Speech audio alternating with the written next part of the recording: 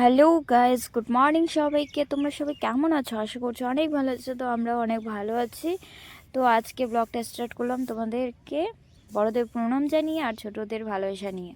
তো আজকে ব্লগটা হচ্ছে মা সকাল সকাল উঠে রুটি বানানো শুরু করে দিয়েছে, আর এদিকে রাইস শাকের ভাজা বানাবে আর রুটি খাবো সকালবেলাকার টিফিন। আর এদিকে হচ্ছে বাড়ি কমপ্লিট হয়নি অথচ মানে ভাঙতে শুরু করে দিয়েছে, সিঁড়িটা ভেঙে চড়ে সব কিছু শেষ করে দিয়েছে, আবার নতুন করে গড়ে তুলবে। আর এদিকে রুম একটা ছিল, দুটো এখন বাড়াচ্ছি। আর এখানে লাইট ওটা রুমে ছিল, তার জন্য অন্ধকার। তো এদিকে রড শড সব কিছু আনানো হয়ে গেছে, রড, সিমেন্ট, বালি, ইটে ফিটে সব কিছু। তো এদিকে এই যে গাঁথনি হয়ে গেছে, আমি বিছনা চাদরে এখন উঠাইনি, জাস্ট মর্নিং টাইমে ব্লগ করতেছি। তো এদিকে বাইরের মৌসুমটা দেখো, অনেক সুন্দর পরিবেশটা, আমাদের খুব ভালো লাগতেছে। আর এদিকে কলটা সব কিছু আছে, এটাকে উঠিয়ে দেবো, অন্য জায়গায় বসাবো। তো আজকের ব্লগটা এইটুকুই।